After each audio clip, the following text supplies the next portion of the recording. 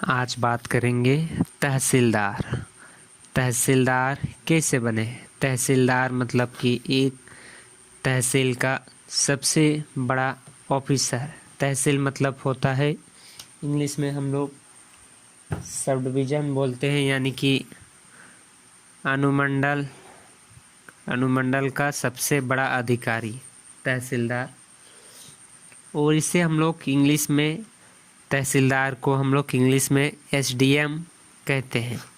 SDM मतलब होता है, एस मतलब होता है सब, डी मतलब सब डिविजनल, एम से होता है मजिस्ट्रेट, सब डिविजनल मजिस्ट्रेट, जो कि पहले इसे हम लोग तहसीलदार कहा करते थे, आजकल भी तहसीलदार कहते हैं।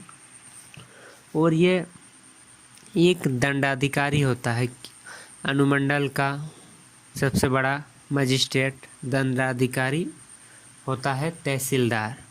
और यह यदि छोटा मोटा केस तहसील में होता है तो इसका सबसे पहले फैसला दंडाधिकारी के पास होता है, तहसीलदार के पास। उसके बाद न्यायाधीश के पास ये केस जाता है। तो बात करते हैं तहसीलदार कैसे बने और उसके लिए आपको क्या क्या पढ़ाई ज़रूरत होगा। सबसे पहले बात करते हैं तहसीलदार की नियुक्ति स्टेट पीसीएस कहते हैं। स्टेट पीसीएस मतलब होता है स्टेट पब्लिक सर्विस कमीशन, मतलब पब्लिक सर्विस कमीशन, स्टेट का पब्लिक सर्विस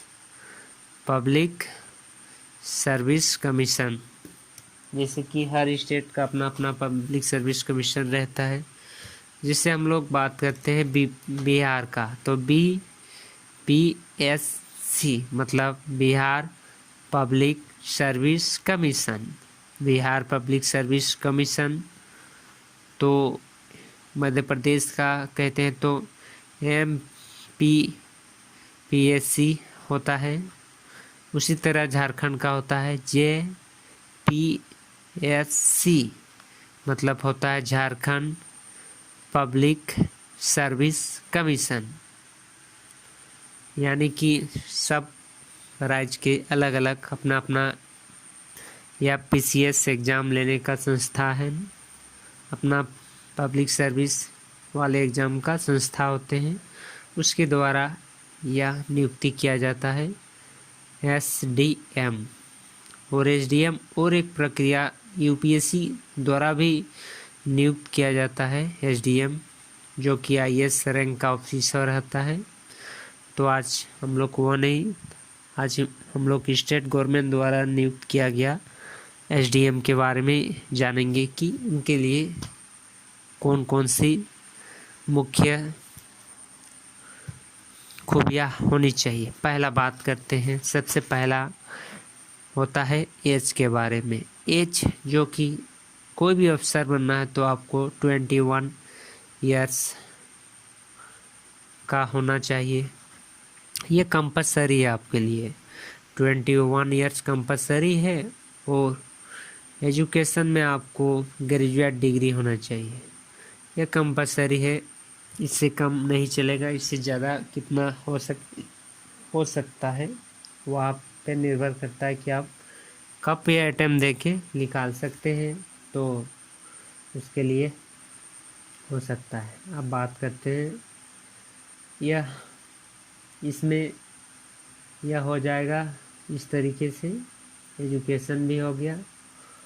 आप इसमें दूसरा क्वालिफिकेशन हो गया। तीसरा बात है, यदि आप स्टेट पीसीएस की एग्ज़ाम लेते हैं और किसी राज्य में हैं तो उस राज्य का आपको स्थानीय होना चाहिए, मतलब रेसिडेंटल सर्टिफिकेट वाला आपको नागरिक होना चाहिए, जिसमें आपको कुछ आरक्षण मिल सकते हैं। जैसे कि हर राज्य में अपने अपने जाति के अनुसार आरक्षण दिए गए हैं। कहीं एसटी एससी ओबीसी को आरक्षण है तो कहीं ओबीसी को ज़्यादा आरक्षण है, कहीं एसटी को ज़्यादा आरक्षण है तो कहीं एससी को ज़्यादा आरक्षण है। जैसे कि एसटी एससी ओबीसी के लिए आपको एसटी की मतलब यह ओबीसी और जनरल, इसमें आप 6 बार ट्राई कर सकते हैं। और एसटी और एसी तो 10 बार तक कर सकते हैं, पर यह अपने अपने राज्य में डिपेंड करता है कि कौन राज्य कितना छूट देता है। आप बात करते हैं यह एग्ज़ाम कब होता है और ये कितने चरण में देने पड़ते हैं। तो ये एग्ज़ाम 3 चरण में है। पहला में है पीटी, दूसरा में है मेंस और तीसरा इंटरव्यू पर्सनल टेस्ट। तीनों निकालने के बाद इसमें सिलेक्शन हो जाता है और इसका वेतन अलग अलग गवर्नमेंट अलग अलग तरीके से देते हैं और इसकी अलग अलग गवर्नमेंट के अनुसार इसके वेतन मिलते हैं। तो इस तरीके से आप बन सकते हैं तहसीलदार या एसडीएम, दोनों एक ही है, तहसीलदार, एसडीएम या दंडाधिकारी, कोई भी कर सकते हैं। एक ही चीज़ के नाम है ये दोनों तीनों।